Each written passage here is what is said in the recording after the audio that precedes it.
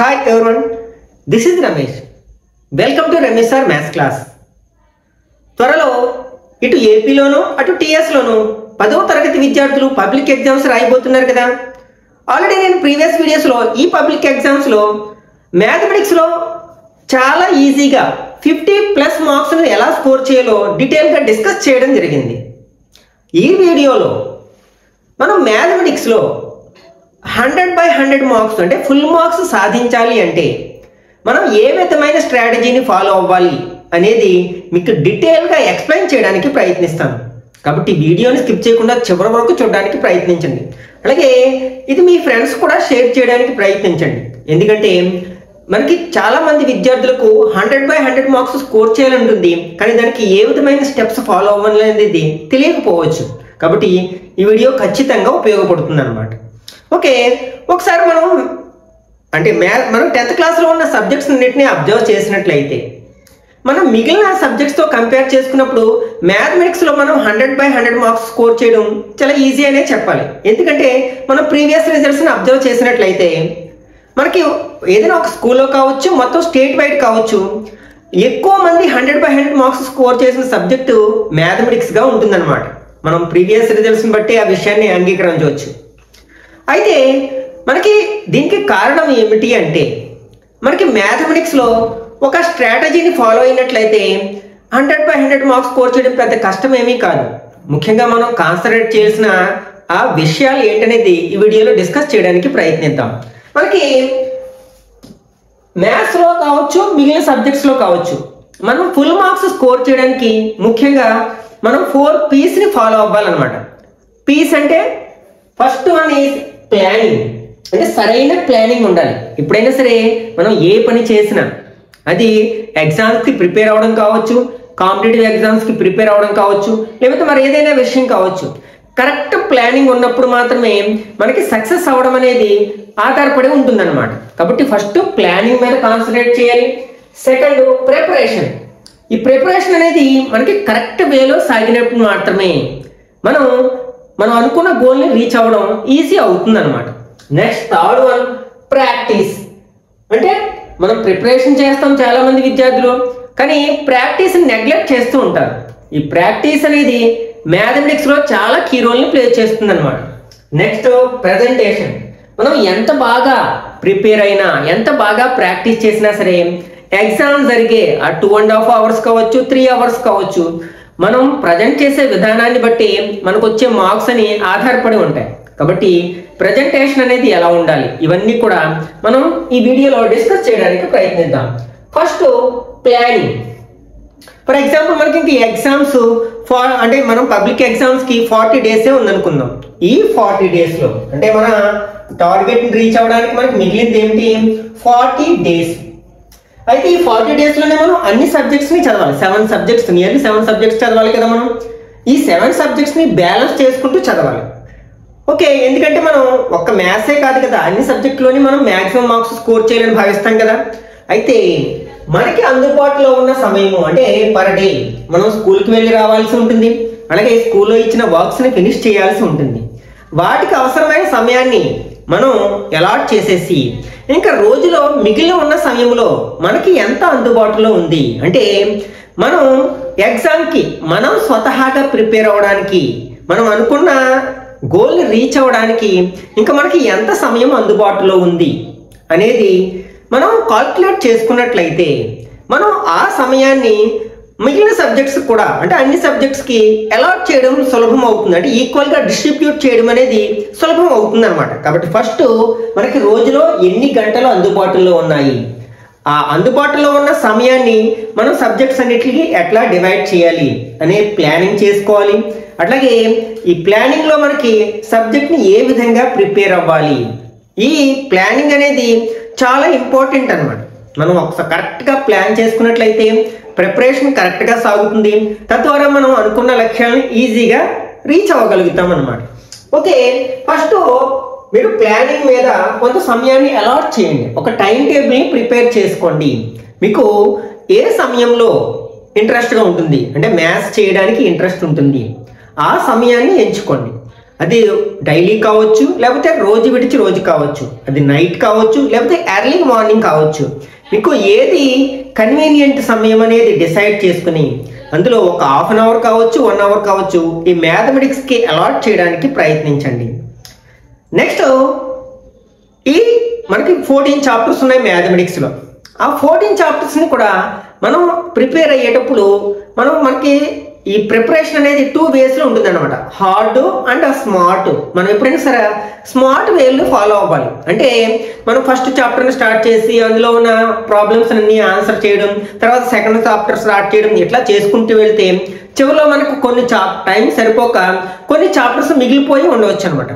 మనకి ఫైనల్ ఎగ్జామ్లో వాటి నుంచి ఎక్కువ క్వశ్చన్స్ అడిగినట్లయితే అప్పుడు మనం అక్కడ లాస్ అయిపోయే ఛాన్స్ ఉంటుంది. కాబట్టి ఆ విధంగా కాకుండా మనకి ఉన్న చాప్టర్స్లో ఏవి ఇంపార్టెంట్ చాప్టర్స్, లేకపోతే టాపిక్ వైజ్ ఏవి ఇంపార్టెంట్ టాపిక్స్, వాటిని ఒక ఆర్డర్లో రాసుకోవాలి, డిసెండింగ్ ఆర్డర్లో రాసుకోవాలి. అంటే ఎట్లా, ఫస్ట్ అన్నీ కూడా మనకి మోస్ట్ ఇంపార్టెంట్ టాపిక్స్ని రాసుకోవాల్సి ఉంటుంది. మనకి కొన్ని మనం ప్రీవియస్ 4 years ఎగ్జామ్స్ని స్టడీ చేసినట్లయితే మనకి ఈజీగా అర్థమవుతుంది ఏవి ఇంపార్టెంట్ టాపిక్స్, ఏ టాపిక్ నుంచి ఫ్రీక్వెంట్గా క్వశ్చన్స్ అడుగుతున్నారు అనేది మనకి క్లియర్గా అర్థమవుతుంది కదా.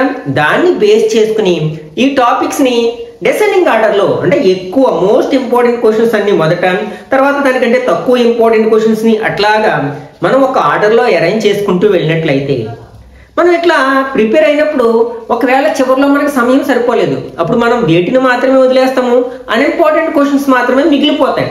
వాటి వల్ల మనకి పెద్దగా లాస్ ఏమీ జరగదు. ఎందుకంటే మోస్ట్ ఆఫ్ ద క్వశ్చన్స్ కేసెస్లో మనకి ఇంపార్టెంట్ క్వశ్చన్స్ అడుగుతూ ఉంటారు. కాబట్టి ఈ విధంగా అరేంజ్ చేసుకుని ప్రిపరేషన్ స్టార్ట్ చేయడానికి ప్రయత్నించండి. Next second one preparation. ఈ ప్రిపరేషన్ అనేది మనకి 4 P'sలో చాలా ఇంపార్టెంట్. ఎందుకంటే మనం కరెక్ట్గా ప్రిపేర్ అయినప్పుడే మనం మ్యాథ్స్లో మ్యాక్సిమం మార్క్స్ స్కోర్ చేయగలము. కాబట్టి మీరు ఏం చేయాలంటే మొదట ప్రతి చాప్టర్లో ఉన్న కీ పాయింట్స్ని, ఫార్ములాస్ని మనకి ఒక నోట్స్ లాగా తయారు చేసుకోవడానికి ప్రయత్నించండి అనమాట. అంటే ఫర్ ఎగ్జాంపుల్ ఫస్ట్ చాప్టర్ తీసుకున్నాం, అందులో మనకి డెఫినేషన్స్ కావచ్చు, లైక్ కొన్ని టేబుల్ ఐటమ్స్లో మనకి కీ పాయింట్స్ ఉంటాయన్నమాట. ఆ కీ పాయింట్స్ని, అలాగే అందులో ఉన్న ఫార్ములాస్ని, వీటినన్నిటినీ కూడా ఒక చోట రాసుకోవడానికి ప్రయత్నించండి. అవి కనీసం కొద్ది రోజుల పాటు డైలీ మళ్ళీ రివైజ్ చేయడానికి ప్రయత్నించండి. ఎందుకంటే మనకి రీసెంట్గా జరుగుతున్న ఎగ్జామ్స్ని మనం అబ్జర్వ్ చేసినట్లయితే మనకి షార్ట్ ఆన్సర్స్ క్వశ్చన్స్ అన్నీ కూడా డైరెక్ట్గా కాకుండా మనకి ఇండైరెక్ట్గా అడుగుతున్నారు. అంటే మనం నేర్చుకున్న కాన్సెప్ట్ని బేస్ చేసుకుని అప్లికేటెడ్గా అడుగుతున్నారు. కాబట్టి మనం సాధారణంగా ఏం చేస్తాం, టెక్స్టువల్ క్వశ్చన్స్నే ప్రాక్టీస్ చేస్తూ ఉంటాం. కానీ ఎగ్జామ్లోకి వెళ్ళేసరికి ఆ టెక్స్ట్ బుక్లోంచి కాకుండా ఆ టెక్స్ట్ బుక్లో ఉన్న కాన్సెప్ట్ని బేస్ చేసుకుని అప్లికేటెడ్గా ఒక ఓన్ క్వశ్చన్ అడిగాడు అనుకోండి, అప్పుడు మనం ఆన్సర్ చేయలేకపోతున్నాం. ఎందుకంటే మనం కాన్సెప్ట్స్ మీద సరైన కాన్సన్ట్రేషన్ చేయలేకపోవడం వల్ల.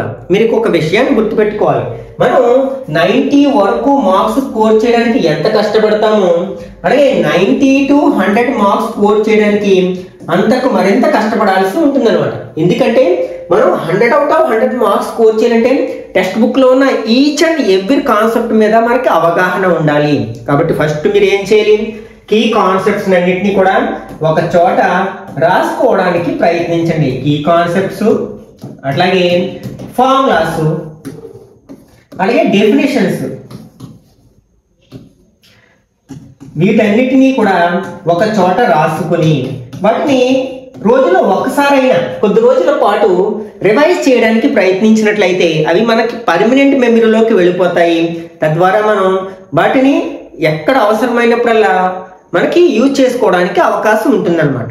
అట్లాగే మనకి ప్రాక్టీస్ చేసేటప్పుడు కూడా మనకి ఫస్ట్ ఇంపార్టెంట్ క్వశ్చన్స్ని, తర్వాత తక్కువ ఇంపార్టెంట్ క్వశ్చన్స్ని ఇట్లా ప్రాక్టీస్ చేస్తూ ఉండాలి. అట్లాగే నెక్స్ట్ ఫర్ ఎగ్జాంపుల్ మనం ఒక క్వశ్చన్ ప్రాక్టీస్ చేసాం, లేకపోతే స్టాటిస్టిక్స్లో మెయిన్కి సంబంధించిన ఒక క్వశ్చన్ని ప్రాక్టీస్ చేసాం.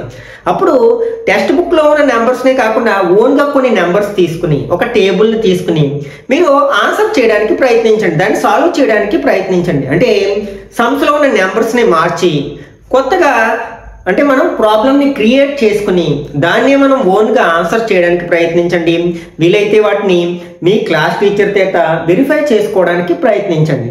ఇట్లా చేయడం వల్ల ఏంటంటే మనం క్వశ్చన్ని ఏ విధంగా అడిగినా సరే చాలా ఈజీగా ఆన్సర్ చేయగలుగుతాం అనమాట. వీలైనంత వరకు మనం వీలైనన్ని కొత్త మోడల్స్ని ప్రాక్టీస్ చేయడానికి మనం ప్రయత్నించాలి. అట్లాగే మనం క్వశ్చన్ని చదివి అర్థం చేసుకున్న తర్వాత మాత్రమే మనం ఆన్సర్ చేయడానికి ప్రయత్నించాలన్నమాట. ఎందుకంటే కొన్నిసార్లు మనం క్వశ్చన్ని సరిగా చదవకపోవడం వల్ల, పూర్తిగా చదవకపోవడం వల్ల తప్పు ఆన్సర్ చేసే అవకాశం ఉంటుంది. కాబట్టి మ్యాక్సిమం మనం ఫస్ట్ ఏం చేయాలంటే ఒక చాప్టర్లో ఉన్న కీ కాన్సెప్ట్స్ అన్నింటినీ కూడా మనం నేర్చుకున్నట్లయితే ఈ షార్ట్ ఆన్సర్స్ క్వశ్చన్స్ని, వెరీ షార్ట్ ఆన్సర్స్ క్వశ్చన్స్ని మనం ఏ విధమైన డీవియేషన్ లేకుండా అన్నిటినీ ఆన్సర్ చేయడానికి వీలవుతుంది. కాబట్టి మ్యాక్సిమం మీరు చాప్టర్ వైజ్ కీ కాన్సెప్ట్స్ని, డెఫినేషన్స్ని, ఫార్ములాస్ని ఒక చోట రాసుకుని మీకు వీలైనప్పుడల్లా వాటిని రివైజ్ చేయడానికి ప్రయత్నిస్తూ ఉన్నట్లయితే మనకి షార్ట్ ఆన్సర్స్ క్వశ్చన్స్ని ఆన్సర్ చేయడానికి ఉపయోగపడతాయి. అట్లాగే మనం రీసెంట్ ఎగ్జామ్ పేపర్స్ని మనం అబ్జర్వ్ చేసినట్లయితే మనకి క్వశ్చన్స్ అనేవి ఏ విధంగా వస్తున్నాయి, మ్యాచింగ్ టైపు. అంటే ఫర్ ఎగ్జాంపుల్ ఒక క్వశ్చన్లో మనకి ఏబిసి అని మనకి 3 క్వశ్చన్స్ ఉంటాయి. వీటిని మ్యాచ్ చేయాల్సి ఉందన్నమాట. అది ఇది 1 మార్క్ క్వశ్చనే కావచ్చు, కానీ ఈ క్వశ్చన్ ఆన్సర్ చేయాలంటే మనకి 3 కాన్సెప్ట్స్ వచ్చి ఉండాలి. కాబట్టి ఇట్లాంటి క్వశ్చన్స్ని మనం ప్రాక్టీస్ చేయాలి. అలాగే స్టేట్మెంట్స్ టైప్ అన్నమాట. 2 స్టేట్మెంట్స్ ఇవ్వచ్చు, స్టేట్మెంట్ ఏ, స్టేట్మెంట్ బి అని. ఈ రెండిట్లో ఏది కరెక్ట్ అని అడగవచ్చు, ఏది ఫాల్స్ అని అడగవచ్చు. కాబట్టి ఈ స్టేట్మెంట్ టైప్ క్వశ్చన్స్ని, అలాగే స్టూడెంట్స్ని బాగా ఇబ్బంది పెట్టే క్వశ్చన్స్ ఏంటంటే ఎసర్షన్ అండ్ అదే మనకి ఎసర్షన్ అండ్ రీజన్. ఈ క్వశ్చన్స్ అనమాట. ఒక ఎసర్షన్ ఇస్తారు, కింద రీజన్ ఇస్తారు, అక్కడ మనకి 4 ఆప్షన్స్ ఇస్తారు. ఈ క్వశ్చన్స్లో చాలా మంది రాంగ్ చేస్తూ ఉంటారు. కాబట్టి ఈ టైప్ ఆఫ్ క్వశ్చన్స్ని ఎలా ఆన్సర్ చేయాలి అనేది కూడా మనం ప్రాక్టీస్ చేసినట్లయితే మనం మ్యాథమెటిక్స్లో ఫుల్ మార్క్స్ స్కోర్ చేయడానికి అవకాశం ఉంటుందన్నమాట. మనం బాగా చేసాం, ప్రిపరేషన్ చేసాం. ఓకే, నెక్స్ట్ ప్రాక్టీస్ చాలా ఇంపార్టెంట్. ప్రాక్టీస్ అంటే మనం ఏం చేస్తామంటే సాధారణంగా చూసుకుంటూ వెళ్ళిపోతాం. అయితే మిగిలిన సబ్జెక్ట్స్కి మ్యాథమెటిక్స్కి ఉన్న డిఫరెన్స్ ఏంటంటే మనకి ఇది ఒక ప్రాబ్లం చూసినంతసేపు మనకు వచ్చేసిన ఫీలింగే కలుగుతుంది. కానీ మనకి డౌట్ ఎప్పుడు వస్తుందంటే దాన్ని ఓన్గా ఆన్సర్ చేయడానికి ప్రయత్నించినప్పుడు. చాలామంది నెగ్లెక్ట్ చేసేది ఏంటంటే ఈ ప్రాక్టీస్ని నెగ్లెక్ట్ చేస్తూ ఉంటారన్నమాట. మనకి ప్రాక్టీస్ మేక్స్ మ్యాన్ పర్ఫెక్ట్ అనే ప్రోవర్బ్ ఉంది కదా, ఇది మ్యాథమెటిక్స్కి కరెక్ట్గా సూట్ అవుతుంది అనమాట. మిగిలిన సబ్జెక్ట్స్ కంటే మనం ఎంత బాగా ప్రాక్టీస్ చేస్తే క్వశ్చన్స్ని అంత బాగా ఆన్సర్ చేయగలుగుతాము. ఎందుకంటే మనకి ఏ మిస్టేక్స్ అయితే చేస్తున్నామో అవన్నీ కూడా మనకి ప్రాక్టీస్ చేసినప్పుడే మనకి అవి బయటపడుతూ ఉంటాయి. వాటిని రెక్టిఫై చేసుకుని మనం క్వశ్చన్స్ని ఆన్సర్ చేయగలుగుతాం, కరెక్ట్గా ఆన్సర్ చేయగలుగుతాం. కాబట్టి వీలైనంత ఎక్కువ ఏదైనా ఒక కాన్సెప్ట్ నేర్చుకున్నారు, లేకపోతే ఒక మోడల్, ఒక టైప్ ఆఫ్ ప్రాబ్లమ్ నేర్చుకున్నారు. కాబట్టి వాటి మీద వీలైనన్ని క్వశ్చన్స్ని మీరు ఓన్గా ఆన్సర్ చేయడానికి ప్రయత్నించాలన్నమాట. అప్పుడే మనకి ఆ టాపిక్లో మనం పర్ఫెక్ట్ అయిపోతాం. అట్లాగే నెక్స్ట్ మీరు ఒక విషయం గుర్తుపెట్టుకోవాలి. ఏంటంటే మీరు ఏదైనా మనం నేర్చుకున్న దానికంటే, అంటే చదివి నేర్చుకున్న దానికంటే మనం రాసినది ఎక్కువ గుర్తుంటుంది అనమాట. అంటే మనం ఒక్కసారి చదివినది మనం అంటే ఫర్ ఎగ్జాంపుల్ రాయడానికి చదవడానికి ఉన్న డిఫరెన్స్ గురించి మనం మాట్లాడుకున్నట్లయితే ఒక్కసారి రాయడం అనేది 10 కంటే ఎక్కువ సార్లు చదవడంతో సమానం. కాబట్టి చదివినది ఫర్ ఎగ్జాంపుల్ 1 వీకే గుర్తుందనుకోండి, మనం రాసినది 1 మంత్ వరకు గుర్తుండడానికి అవకాశం ఉంటుంది అనమాట. కాబట్టి నేర్చుకున్న ప్రతి విషయాన్ని పెన్ తీసుకుని పేపర్ మీద పెట్టడానికి ప్రయత్నించండి. అట్లాగే దాన్ని ఒకసారి వెరిఫై చేసుకోవడానికి, చెక్ చేసుకోవడానికి ఎక్కడ నేను మిస్టేక్స్ చేస్తున్నాను అనేవి చూసుకుని ఒకవేళ ఎక్కడైనా మనం మిస్టేక్స్ చేస్తున్నట్లయితే వాటిని రెక్టిఫై చేసుకోవడానికి ప్రయత్నించాలన్నమాట. అట్లాగే వీలైతే ఎవరైతే మ్యాక్సిమం మార్క్స్ స్కోర్ చేయాలనుకుంటున్నారో, అంటే ఏ గ్రేడ్ స్టూడెంట్స్ అంటాం కదా, వాళ్ళకి చెప్పేది ఏంటంటే మీకు కొంచెం ఒబీడియంట్గా ఉండే సిడి గ్రేడ్ స్టూడెంట్ని అడాప్ట్ చేసుకోవడానికి ప్రయత్నించండి. అంటే మీకు ఇక్కడ డౌట్ రావచ్చు, అంటే మాకే ప్రిపేర్ కావడానికి చాలా తక్కువ సమయం ఉంది, కానీ ఇట్లా అడాప్ట్ చేసుకోవడం వల్ల మా టైం వేస్ట్ అవుతుంది కదా అనే ఫీలింగ్ రావచ్చు చాలామందికి. కానీ ఇక్కడ ఒక లాజికల్గా ఆలోచించినట్లయితే మనం ఇంతకుముందు చెప్పాం కదా, చదివిన దానికంటే రాసింది ఎక్కువ కాలం గుర్తుంటుంది. దానికంటే మనం ఎవరికైనా ఎక్స్ప్లెయిన్ చేసింది మరింత కాలం గుర్తుంటుంది అనమాట. కాబట్టి మీరు నేర్చుకున్న సమ్స్ని ఈ సిడి గ్రేడ్ స్టూడెంట్కి ఎక్స్ప్లెయిన్ చేయడానికి ప్రయత్నించండి. దీనివల్ల మనకి 2 యూజెస్ ఉంటాయి అనమాట. ఒకటి, మనం ఇతరులకి హెల్ప్ చేసిన బట్టి అవుతాం, అట్లాగే మనకి అది ఎక్కువ కాలం గుర్తుంటుంది అనమాట. కాబట్టి టీచర్స్ టెక్స్ట్ బుక్ మారిన మొదటి సంవత్సరమే వాటిని ఒకసారి చూసుకుని తర్వాత క్లాస్ రూమ్లో ఎక్స్ప్లెయిన్ చేయడానికి ప్రయత్నిస్తారు. తర్వాత మళ్ళీ ఎప్పుడు కూడా వాటిని చూసే అవకాశం వాళ్ళకు ఉండదు అనమాట. ఎందుకంటే ఎక్స్ప్లెయిన్ చేసింది ఎక్కువ కాలం గుర్తుంటుంది. కాబట్టి ఏదైనా ఒక టాపిక్ని మీరు మీ ఫ్రెండ్స్కి, అంటే సిడి గ్రేడ్ స్టూడెంట్స్కి లేకపోతే మీ ఫ్రెండ్స్కి ఎక్స్ప్లెయిన్ చేయడానికి ప్రయత్నించండి. మీరే అబ్జర్వ్ చేస్తారు ఆ విషయం మనకి ఎక్కువ కాలం గుర్తుంటుందని. కాబట్టి ఒక ఒబీడియంట్గా ఉండే సిడి గ్రేడ్ స్టూడెంట్స్ అంటే వాళ్ళు మనల్ని డిస్టర్బ్ చేయకూడదు. అట్లాంటి వాళ్ళు ఉంటారు కదా, కొందరు నేర్చుకోవాలనే తపన ఉంటారు, కానీ వాళ్ళకి ఎలా నేర్చుకోవాలి, ఎలా ఎవరిని అడగాలని మనకి ఆ విషయం తెలియకపోవచ్చు అనమాట. అట్లాంటి ఒక స్టూడెంట్ని అడాప్ట్ చేసుకుని మీకు సమయం దొరికినప్పుడల్లా ఏదైనా మీకు కష్టం అనిపించిన టాపిక్ని లేదా మీకు బాగా వచ్చిన టాపిక్ని కావచ్చు, ఏదైనా సరే ఎక్స్ప్లెయిన్ చేసడానికి ప్రయత్నించినట్లయితే ఆ టాపిక్ మీకు ఖచ్చితంగా చాలా ఎక్కువ కాలం గుర్తుంటుంది అనమాట. ఈ విషయాన్ని కూడా మైండ్లో ఉంచుకోవడానికి ప్రయత్నించండి. నెక్స్ట్ మనకి 4th వన్, ఇంపార్టెంట్ వన్. మనం ఇంచుమించు 10 months చదువుతాం ఈ 10th క్లాస్ని. కానీ మనం 10 months ఎంత బాగా చదివాము, ఎంత బాగా ప్రాక్టీస్ చేసాము, ఎంత బాగా మనం ప్రిపరేషన్ ప్లానింగ్ చేసుకున్నాము, ఇవన్నీ కూడా మనకి ఏమీ లెక్కలోకి రావు. మనకి మార్క్స్ని డిసైడ్ చేసేది ఏంటంటే ప్రజెంటేషన్. మనం ఎగ్జామ్లో ఆ 2.5 hours కావచ్చు, 3 hours కావచ్చు, ఆ సమయాన్ని మనం 100% యూటిలైజ్ చేసుకుని మనం నేర్చుకున్న విషయాన్ని ఎగ్జామ్లో పేపర్లో ఎలా ప్రజెంట్ చేసాము అనే దాని మీద మాత్రమే మన స్కోర్ ఆధారపడి ఉంటుంది. కాబట్టి మనం ఎంతకాలం చదివాము, ఎలా చదివాము, ఇవన్నీ కూడా సెకండరీ. మన మార్క్స్ దేని మీద ఆధారపడి ఉంటాయి? పేపర్ ప్రజెంటేషన్ మీద ఆధారపడి ఉంటాయి. కాబట్టి ఇది చాలా ఇంపార్టెంట్ అన్నమాట. ఇది ఎప్పుడు మనకి ఇది అలవాటు అవుతుంది అంటే మనకి మిడ్ టర్మ్స్ ఎగ్జామ్స్ పెడుతూ ఉంటారు కదా, అది సమ్మేటివ్ ఎగ్జామ్ కావచ్చు, ప్రాక్టీస్ ఎగ్జామ్స్ కావచ్చు, లేకపోతే రివిజన్ టెస్ట్లు కావచ్చు, వీటన్నిటిలో మనం వాటి ద్వారా టెస్ట్ చేసుకోవచ్చు అనమాట. మనం ఎంత బాగా ప్రజెంట్ చేస్తున్నాము పేపర్ని, ఎగ్జామ్ పేపర్లో ఆన్సర్ షీట్లో మన నాలెడ్జ్ని ఎంత బాగా ప్రజెంట్ చేస్తున్నాం అనేది వీటి ద్వారా అర్థమవుతుంది అనమాట. మనం ఏమైనా తప్పులు చేస్తున్నట్లయితే వాటిని వెంటనే రెక్టిఫై చేసుకునే అవకాశం కలుగుతుంది. కాబట్టి మీరు ఎప్పుడైనా సరే ఏ టెస్ట్ రాసినా సరే పబ్లిక్ ఎగ్జామ్ని మైండ్లో పెట్టుకుని రాయడానికి ప్రయత్నించాలి అనమాట. పబ్లిక్ ఎగ్జామ్లో మీరు ఏ విధంగా అయితే ప్రజెంట్ చేయాలనుకుంటున్నారో వాటన్నిటిని కూడా దీంట్లో మనం ప్రజెంట్ చేయడానికి ప్రయత్నించాలి. ఎందుకంటే అది అలవాటుగా మారితేనే మనం పబ్లిక్ ఎగ్జామ్లో కూడా ఆ విధంగానే ప్రజెంట్ చేస్తాం. అంతేగాని మనం ఇది స్లిప్ టెస్టే కదా, లేకపోతే రివిజన్ టెస్టే కదా, దీన్ని ఎలా రాసినా పర్వాలేదు అనే ఫీలింగ్లో ఉన్నట్లయితే, పబ్లిక్ ఎగ్జామ్లో బాగా రాద్దాంలే అనుకున్నట్లయితే మీరు మొదట 1 పేజీ 2 పేజీలు రాస్తారేమో, తర్వాత మనం యాజ్ యూజువల్గా రాసుకుంటూ వెళ్ళిపోతాం పబ్లిక్ ఎగ్జామ్లో కూడా. కాబట్టి మనం పబ్లిక్ ఎగ్జామ్లో ఏ విధంగా అయితే ప్రజెంట్ చేయాలనుకుంటున్నామో అదే విధమైన ప్రజెంటేషన్ని మీకు ఈ సమయంలో ఎప్పుడు ఎగ్జామ్ జరిగినా సరే, ఎవరు ఎగ్జామ్ పెట్టినా సరే దాంట్లో ప్రయత్నించండి, అలా ప్రజెంట్ చేయడానికి ప్రయత్నించండి. అప్పుడు మీకు రిజల్ట్ అనేది ఏమైనా తప్పులు ఒప్పులు ఉన్నట్లయితే వాటిని సరిదిద్దుకుని మనం ఫైనల్ ఎగ్జామ్లో ఇంకా బాగా ప్రజెంట్ చేయగలుగుతాం. ఇక్కడ మిగిలిన సబ్జెక్ట్స్కి మ్యాథ్స్కి ఇంపార్టెంట్ ఏంటంటే డిఫరెన్స్ ఏంటంటే, మీరు ఒక విషయం గుర్తుపెట్టుకోవాలి. ఇక్కడ మనకి ఇప్పటి వరకు కూడా మనం రాసిన ఎగ్జామ్ పేపర్ని ఎవరు ఇవాల్యుయేట్ చేస్తారు అంటే, ఎవరు కరెక్షన్ చేస్తారంటే మనకి ఎవరైతే పాఠాలు చెప్పారో వాళ్ళు మాత్రమే కరెక్ట్ చేస్తారు. కాబట్టి మనం చిన్న చిన్న తప్పులు చేసినా సరే మన గురించి టీచర్కి తెలుసు కాబట్టి నెగ్లెక్ట్గా వాటిని ఫుల్ మార్క్స్ అలాట్ చేయడం జరగవచ్చు అనమాట. అంటే మీరు క్లవరా కాదా అనే విషయం మీ పేపర్ కరెక్ట్ చేసే టీచర్కి ముందే తెలిసి ఉంటుంది. కానీ పబ్లిక్ ఎగ్జామ్లు అలా కాదు కదా. ఎందుకంటే ఒక డిస్ట్రిక్ట్లో స్టూడెంట్స్ రాసిన ఈ ఎగ్జామ్ స్క్రిప్ట్స్ని అనేది వేరే డిస్ట్రిక్ట్లో టీచర్స్ ఇవాల్యుయేట్ చేస్తారు. అప్పుడు వాళ్ళ గురించి మీకు తెలుసు, మీ గురించి వాళ్ళకి ఏ విధమైన నాలెడ్జ్ ఉండదు కదా.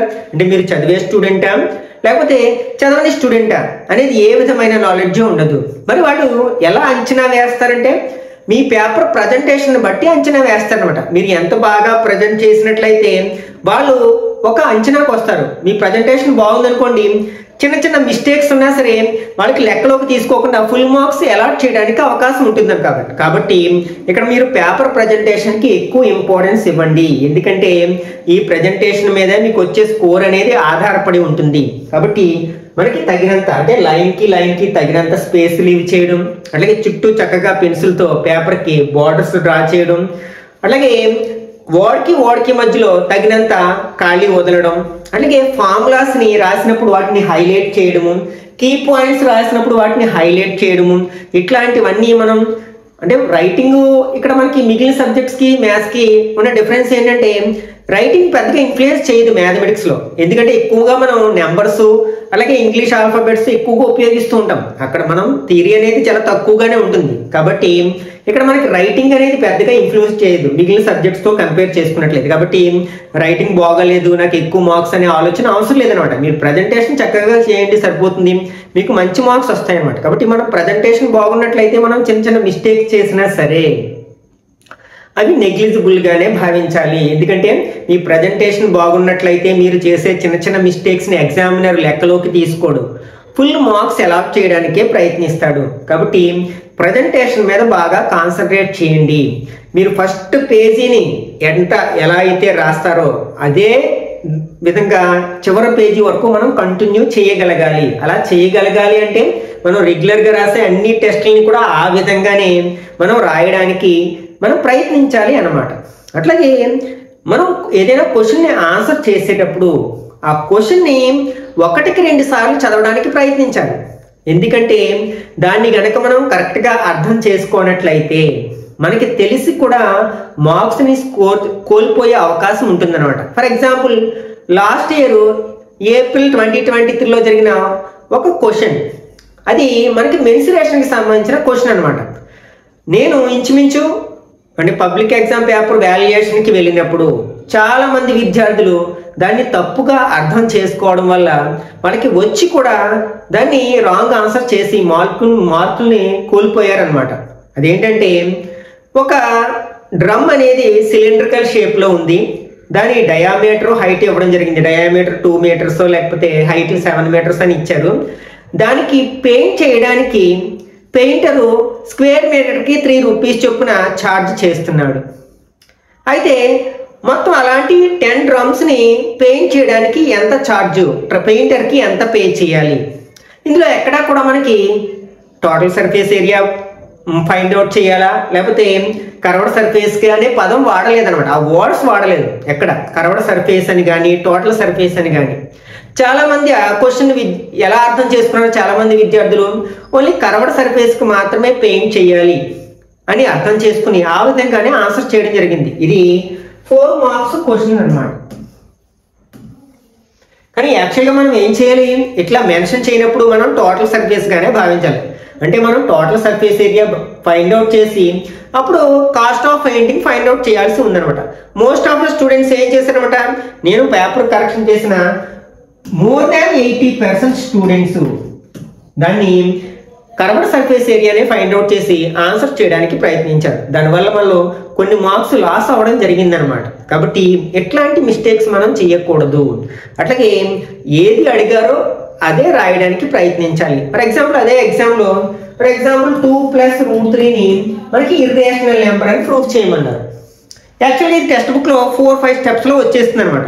కొంతమంది విద్యార్థులు అతిగా ఆలోచించి ఏం చేశారు, మనం ఈ 4 స్టెప్స్ రాస్తే మనకి మార్క్స్ వస్తాయి, తక్కువ మార్క్స్ వేస్తారేమో అనే ఉద్దేశంతో ఏం చేశారనమాట, ఈ √3ని ఫస్ట్ ఇర్రేషనల్ నెంబర్ అని ప్రూఫ్ చేసి మళ్ళీ తర్వాత 2 + √3 అంటే some of rational and irrational number అనేది ఒక ఇర్రేషనల్ నెంబర్ అవుతుంది. కాబట్టి 2 + √3 is also an irrational number అని రాశారు. యాక్చువల్గా అలా ఆలోచించిన విధానం కరెక్టే, కానీ ప్రిన్సిపల్స్ ఆఫ్ వాల్యుయేషన్లో డైరెక్ట్గా టెక్స్ట్ బుక్లో ఏముందో అదే ఇచ్చేసారు. అంటే ఆ 4 స్టెప్స్లో అంటే దాన్ని బట్టి మనం ఆన్సర్స్ని అదే క్వశ్చన్ ఆన్సర్ షీట్ని వాల్యుయేట్ చేయాల్సి ఉంటుంది కదా.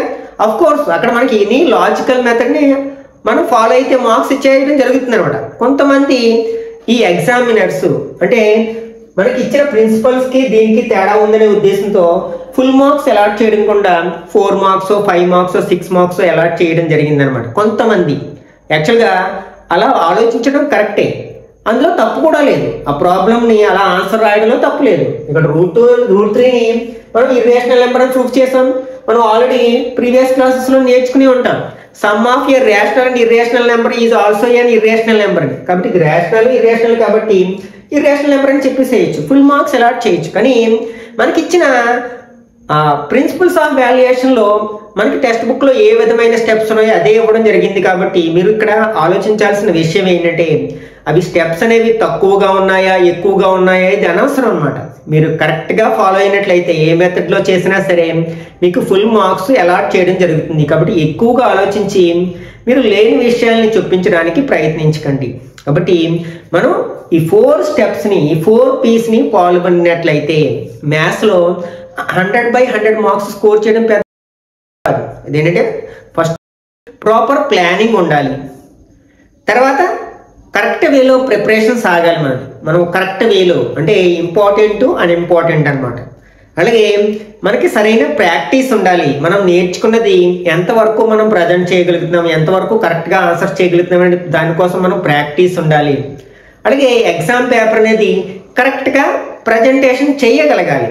ఈ 4 Psని మీరు మైండ్లో ఉంచుకుని ఈ పబ్లిక్ ఎగ్జామ్కి ప్రిపేర్ అయినట్లయితే మ్యాథమెటిక్స్లో 100/100 మార్క్స్ స్కోర్ చేయడం చాలా ఈజీ అవుతుంది అనమాట. అట్లాగే నేను త్వరలో ప్రతి చాప్టర్ని ఒక్కొక్క రోజు ఒక చాప్టర్ని తీసుకుని అందులో ఉన్న కీ కాన్సెప్ట్స్ని అలాగే important long answer, short answers, very short answer type క్వశ్చన్స్ని ఎక్స్ప్లెయిన్ చేయడానికి ప్రయత్నిస్తాను. కాబట్టి మీరు ఈ సిరీస్ని ఫాలో అయినట్లయితే మీ ప్రిపరేషన్కి చాలా యూజ్ అవుతుంది. కాబట్టి మీరు రెగ్యులర్గా ఛానల్ని ఫాలో అవడానికి ప్రయత్నించండి.